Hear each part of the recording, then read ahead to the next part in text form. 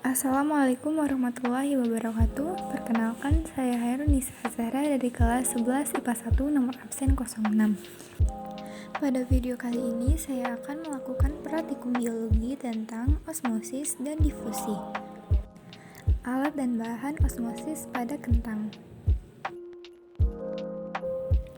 Alat dan bahan yang diperlukan yaitu ada 2 sendok makan garam, dan juga tentunya sendok untuk memasukkan garam ke dalam air yang telah disiapkan nanti.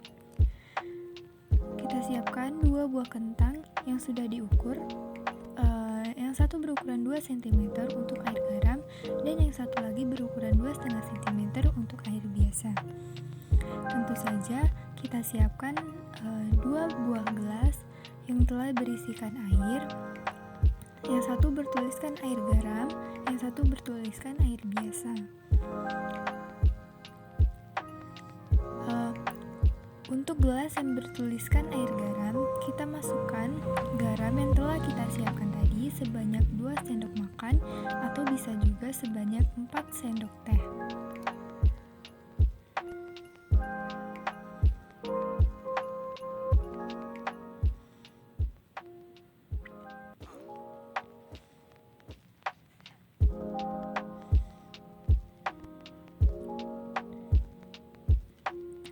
Setelah garam dimasukkan, aduk garam sampai benar-benar larut di dalam air.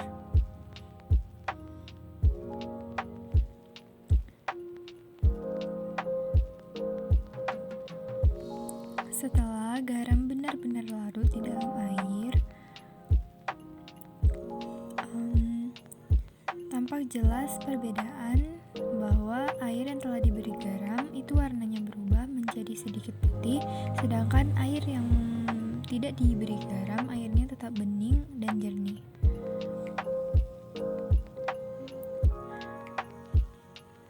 Setelah itu kita masukkan kentang yang berukuran 2 cm ke dalam air garam dan kentang yang berukuran 2,5 cm ke dalam air biasa. Setelah dimasukkan, kita akan memasang timer selama 30 menit.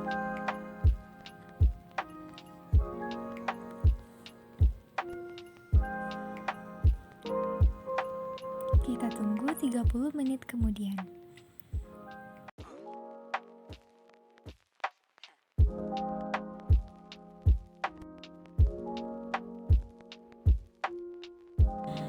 Setelah 30 menit, angkat masing-masing kentang dari gelas yang berisi air garam dan air biasa.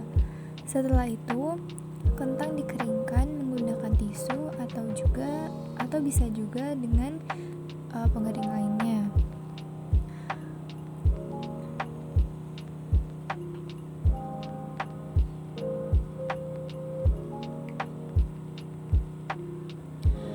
Setelah kering, kemudian kita lihat perbedaan antara kedua kentang.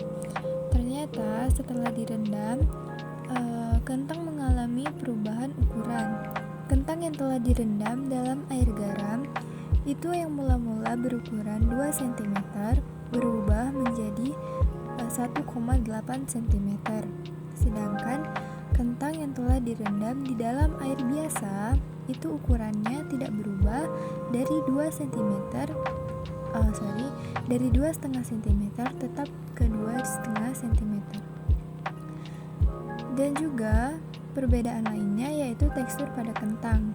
Kentang yang telah direndam air garam itu teksturnya menjadi lunak dan tidak mudah patah.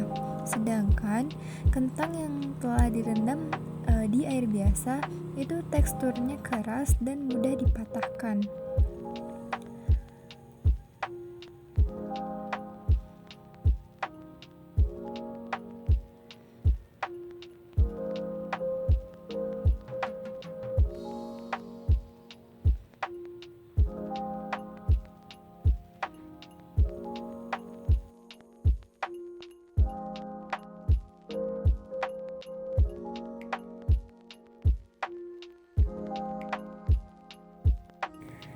Kesimpulan yang kita dapat ambil, kentang yang dimasukkan ke dalam larutan garam mengalami penyusutan dan terjadi perubahan tekstur pada kentang yang awalnya keras menjadi lunak. Hal ini dikarenakan H2O di sekitar sel kentang lebih sedikit dibanding di dalam kentang dan mengakibatkan sel kentang harus mengeluarkan H2O sehingga terjadi krenasi atau pengerutan sel karena kentang kehilangan air dalam sel-selnya sehingga sel kentang mengalami penyusutan. Selanjutnya kita akan membahas difusi pada air dan teh celup. Alat dan bahan yang diperlukan yaitu ada 2 buah kantong teh, ada 1 gelas air yang berisikan air dingin,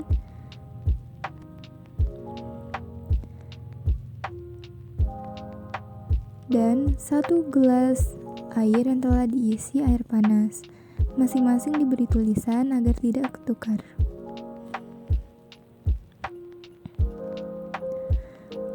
Setelah itu, kita hanya perlu memasukkan masing-masing 1 kantong teh ke air dingin dan 1 kantong teh ke air panas.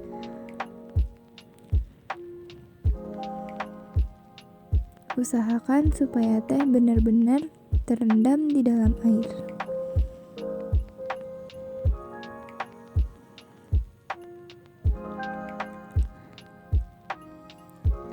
Setelah itu kita tunggu 15 menit kemudian.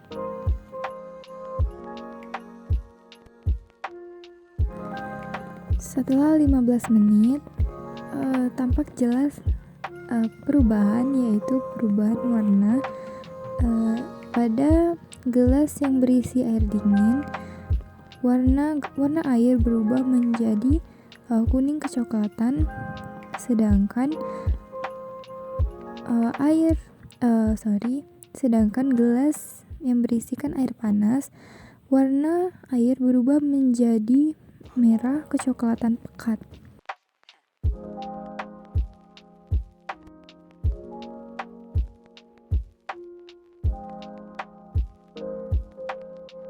Kesimpulan yang dapat kita ambil yaitu suhu sangat berpengaruh terhadap kecepatan suatu partikel dalam bergerak.